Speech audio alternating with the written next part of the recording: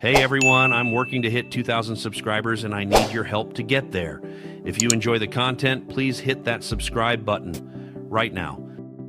Somebody at Bleacher Report needs to be sat down, handed a cup of coffee, and asked one simple question. What in the world do you actually believe about the Atlanta Falcons? Because right now, this once trusted sports outlet is out here contradicting itself so hard, it's giving whiplash to an entire fan base. One day, the Falcons are the punching bag of the NFC South, doomed to finish dead last with maybe 5 wins if they're lucky. The very next day, that same publication turns around and calls Atlanta a sneaky playoff surprise, a team that could shock the league in 2026. Pick a lane, Bleacher Report. Pick a lane. Because Falcons fans deserve better than editorial whiplash, and honestly, so does this team. Let's rewind and unpack exactly how chaotic this got, because the timeline alone is almost comedic. On July 6th, Bleacher Report dropped an article naming their 8 projected division losers for the 2026 NFL season.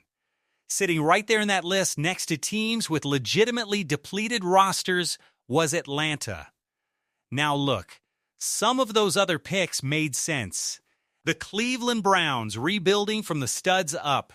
The Las Vegas Raiders still searching for an identity. The Miami Dolphins currently in full-blown organizational shambles with a brand new coaching staff trying to find its footing. Even the Giants and Cardinals landing on that list barely raised an eyebrow. But the Falcons, a team that finished 8-9 last season, closed the year with real momentum and has been quietly building one of the most talented rosters in the conference, that one stung. That one didn't add up. According to the writer behind that piece, Atlanta was painted as having less momentum than the Carolina Panthers and the New Orleans Saints heading into the year.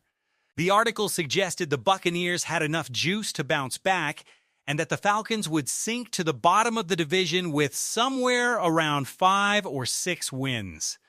5 or 6 wins. Let that sink in for a second. That's not a modest step back. That's a full collapse. And for a roster that many analysts consider one of the more talented units in the entire NFC. That number just doesn't compute. But here's where things get juicy. Because barely 24 hours later, on July 7th, that very same outlet published a completely different narrative. This time, the Falcons were named one of the league's 5 biggest playoff surprises for the upcoming season. Yes, you read that right. One day they're cellar dwellers destined for a 5-win nightmare, and the next day they're a sleeper pick to crash the postseason party. It's giving Jekyll and Hyde. It's giving multiple personality disorder. It's giving an editorial team that clearly didn't have a group chat before hitting publish. So what's the real story here? Let's actually dig into the substance, because there's a lot to unpack, and honestly, once you look at the numbers, the doom and gloom prediction starts to fall apart fast. Start with the defense, because this is where the criticism gets especially shaky. The original article pointed out that defensive coordinator Jeff Ulbrich has led units ranked 19th or worse in the league dating back to 2023, tracing all the way back to his days with the New York Jets. Fair enough on the surface, except that completely glosses over what actually happened once Ulbrich took over play-calling duties in Atlanta last season. Compare his defense directly to what Jimmy Lake was running the year before, and the improvement is not subtle, it's dramatic. Across nearly every meaningful defensive category, sacks, turnovers, pass defense, Ulbrich's unit made a massive leap forward. The lone exception was run defense, which did take a hit largely due to injuries up front. Defensive lineman Zach Harrison was limited to just 7 games all season. But here's the thing, Atlanta didn't sit on their hands this offseason. They went out and added Mason Smith to bolster that front, a move that should directly address the one glaring weakness in an otherwise ascending defensive scheme. So when a national outlet drags Ulbrich's name through the mud using stats from a different team, in a different system, years ago, it feels less like analysis and more like lazy copy-paste journalism. Now let's talk about the real reason the Falcons stumbled last season, because it wasn't the defense, and it wasn't a lack of talent. It was the offensive play calling, plain and simple. Former play caller Zach Robinson ran a scheme that felt more suited for a college Saturday than an NFL Sunday, leaning heavily on pistol formations and a system that never let this offense's talent breathe. Add in the fact that quarterback Kirk Cousins was clearly playing on compromised legs, banged up and limited, and rookie Michael Penix Jr. was still trying to find his footing before an injury derailed his development entirely, and you had a perfect storm of dysfunction at the most important position on the field. The results speak for themselves. Atlanta finished in the bottom 5 of the entire NFL in third down conversion rate, converting at a brutal 33.3%. To put that in perspective, that's worse than Tennessee, worse than Cleveland, and worse than a Las Vegas Raiders team that held the #1 overall draft pick. If a rebuilding Raiders team with Geno Smith at quarterback was moving the chains more efficiently than Atlanta, that tells you everything you need to know about how badly that offensive system was failing its own talent. And when the offense can't stay on the field, guess who's stuck out there snapping the ball over and over? The defense. That third down failure directly fed into a tired, overworked defensive unit, which in turn fed into the perception that this whole team was broken. But strip away the bad play calling, and what you're left with is a roster absolutely loaded with star power that somehow still found ways to produce. Let's talk about that star power for a second, because this is where the worst team in the division narrative really starts to crumble. Look at the skill positions. Bijan Robinson, Kyle Pitts, and Drake London form arguably the most explosive trio of offensive weapons anywhere in the NFC South, and it's not particularly close.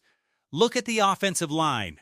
Most rankings have Atlanta's front 5 sitting at the very top of the division, and with Bill Callahan widely regarded as one of the premier offensive line coaches in the entire NFL running that room.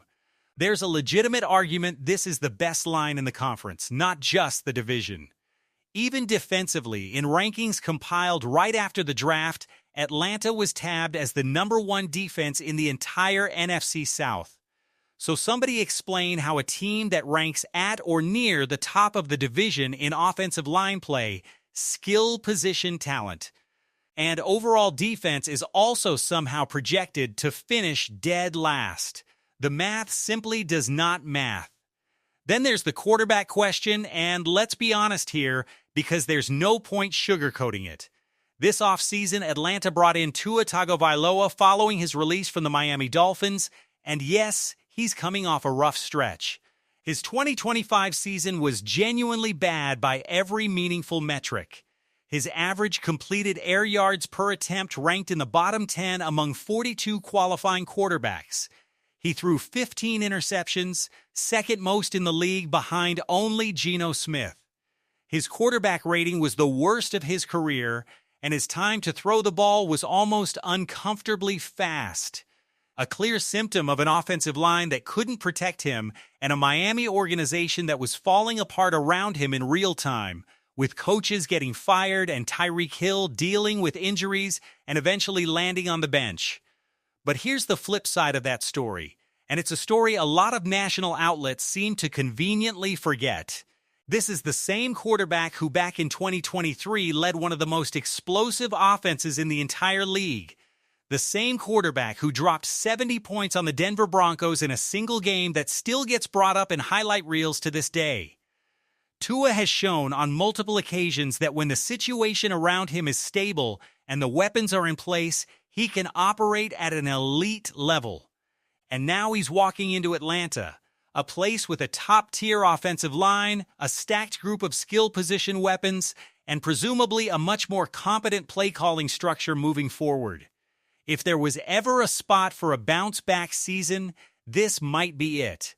Now let's zoom out and talk about the division as a whole, because this matters.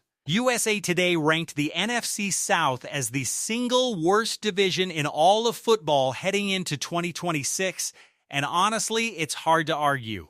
Not a single team in that division finished last season with a winning record.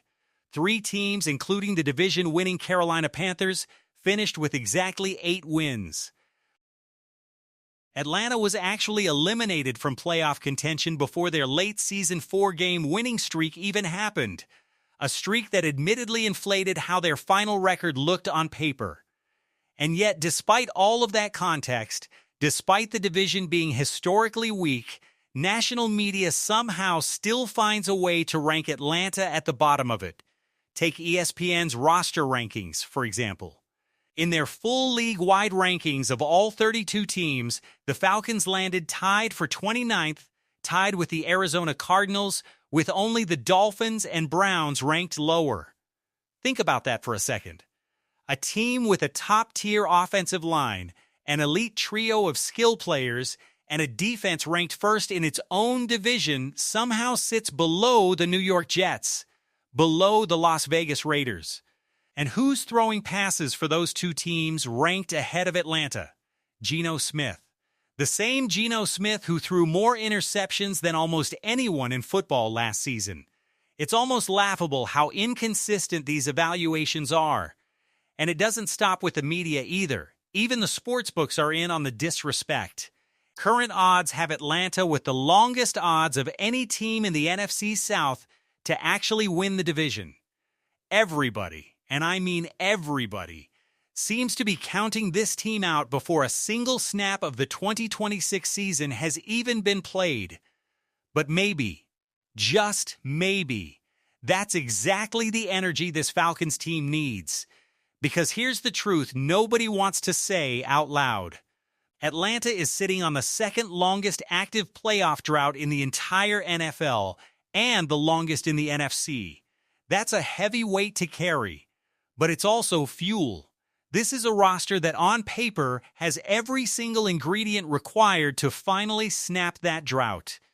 Elite skill players, a dominant offensive line, a defense that took a massive leap forward under Jeff Ulbrich, and now a quarterback with a track record of elite play looking to rewrite his own narrative in a brand new city with a brand new opportunity.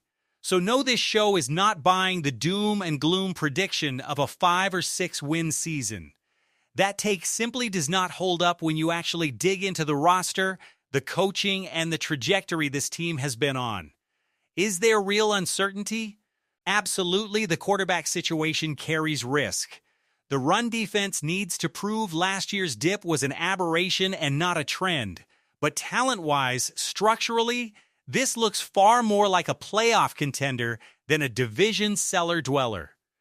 The disrespect is real. It's everywhere, from Bleacher Report's contradictory hot takes to ESPN's roster rankings, to Vegas odds makers writing this team off before camp even opens. And honestly, that disrespect might be exactly the chip on the shoulder this locker room needs heading into training camp. So here's where you come in.